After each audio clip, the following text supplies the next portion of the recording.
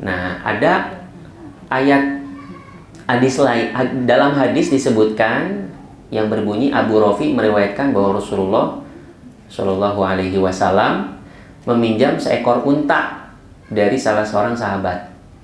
Kemudian unta zakat tiba di Madinah. Maka beliau memerintahkan ke Abu Rafi untuk membayar unta yang dipinjam Nabi. Lalu Abu Rafi kembali ke Nabi seraya berkata, yang ada hanya unta yang bagus-bagus.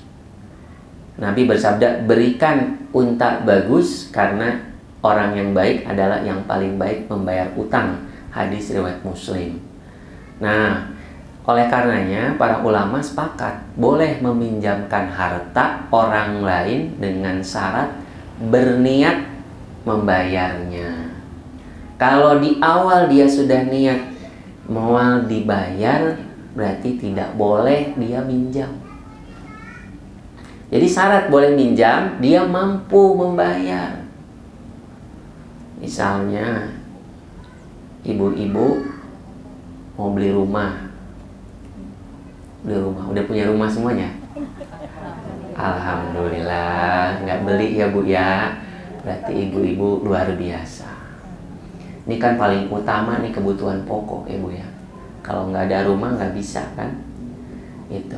Nah misalnya mau beli rumah, dia tahu bahwa kewajiban dia membayar itu dengan misalnya harga rumah 100 juta. Dia mau beli tetapi tidak punya uang cash seharga 100 juta. Saya beli kredit berapa? Pasti harganya lebih mahal, betul? Ya, dibolehkan. Harganya lebih mahal, misalnya 100 juta, 110 juta misalnya. Secara kredit dengan jangka waktu 1 tahun. Nah, itu kalau kita punya niat dan kita punya harapan, kita punya prediksi, kita mampu membayarnya, boleh kita minjam untuk kebutuhan rumah atau kebutuhan pokok tersebut. Tetapi kalau kita tidak sanggup, berarti kita nggak boleh. Jadi jangan sampai kebiasaan kita penuh dengan utang. Kalau kita nggak bisa, jangan. Gitu ya. Karena syaratnya di sini dia ulama menyepakati bahwa syaratnya berniat untuk membayarnya dan punya kemampuan. Ketika tidak punya kemampuan, ya sudah, nggak usah beli yang baru, beli yang sesuai dengan ada yang di rumah. Berapa anggarannya, begitu. Itu pun ibu-ibu ya, itu pun kalau bisa bukan untuk barang-barang yang mewah, luxury ya. Kalau untuk utang yang pokok-pokok nggak jadi masalah. Tapi kalau untuk barang mewah, utang jangan. Karena tidak disyariatkan, begitu ya. Karena di dalam hadis ini pun Nabi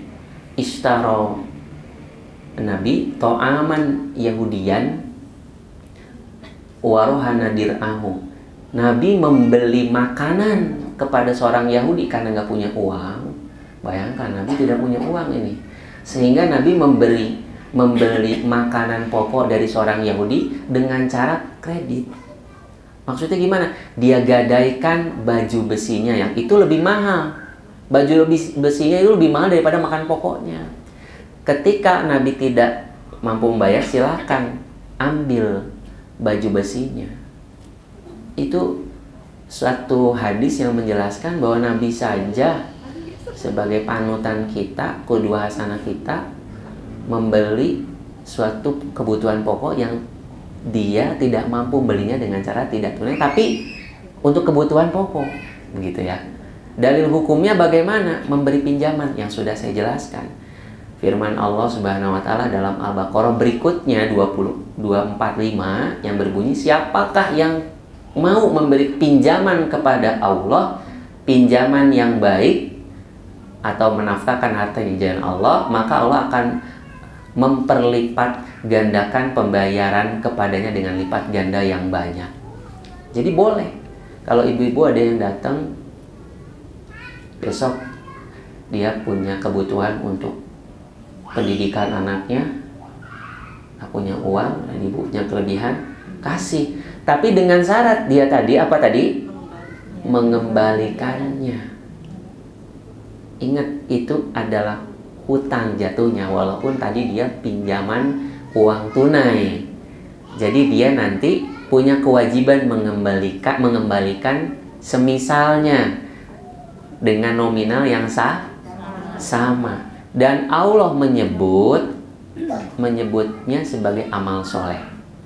Jadi pinjaman itu jadi amal soleh, karena hakikatnya apa? Orang yang beramal soleh itu menginginkan imbalan akhirat.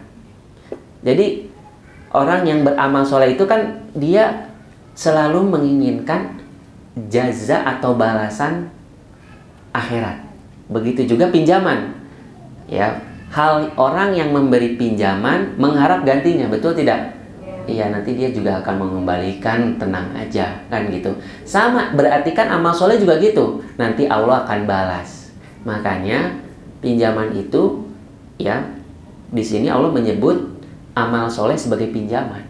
Gitu. Tadi ayatnya Al-Baqarah 245. Pinjaman kepada Allah. Maksudnya itu tadi orang yang membantu saudaranya memberikan pinjaman, maka dia telah beramal soleh.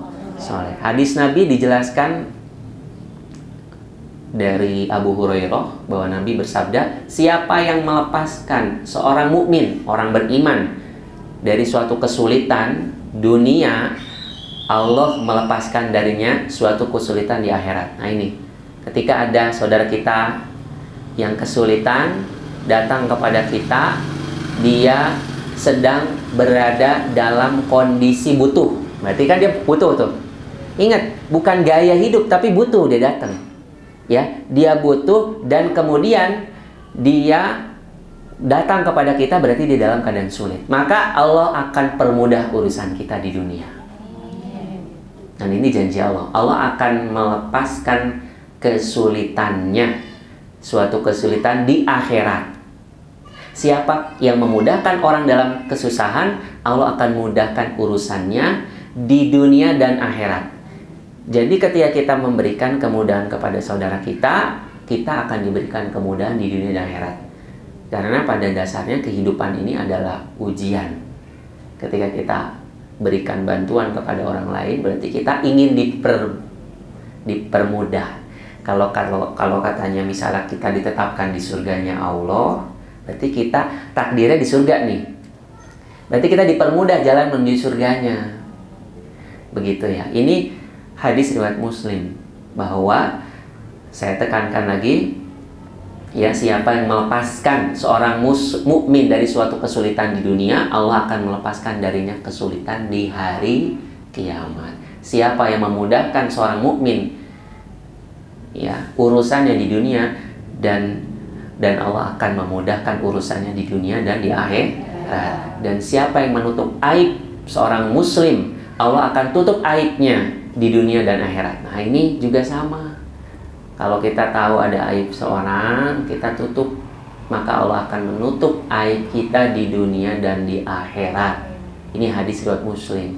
Jelas-jelas bahwa di sini kita juga tidak boleh membuka aib seseorang yang kita ketahui. Dan Allah selalu menolong seorang hamba selama hamba tersebut menolong saudaranya. Jadi kalau kita ingin ditolong Allah, maka kita tolong dulu saudara kita. Kuncinya di situ. Kalau kita ingin ditolong, maka kita menolong. Menolong dulu, baru Allah akan menolong. Ini saya belum dapat pertolongan. Apakah kita nggak menolong orang? Gitu, tanya pada diri kita. Sehingga maka nanti akan datang pertolongan Allah. Jika niatnya memberikan pinjaman untuk mencari keuntungan dunia, pinjaman tersebut hukumnya mubah. Karena tidak bermaksud meringankan beban saudara seiman. Mubah itu artinya boleh, bukan sunnah, begitu ya. Dan anjuran menghindari hutang dijelaskan di dalam sebuah hadis. Seseorang tadi dibolehkan, ya, niatnya memberikan pinjaman untuk boleh berhutang bila niatnya untuk melunasinya. Kalau nanti di awal ibu-ibu, saya mau meminjam tapi dengan tujuan nggak mengembalikannya, ini tidak boleh. Jadi syaratnya adalah dia niat mengembalikannya dan dia mampu. Ini saya minjam uang segini banyak, mampu tidak? Kita kan tidak tahu besok, gitu kan? Oh mampu karena saya punya aset ini, nanti dijual, ya boleh.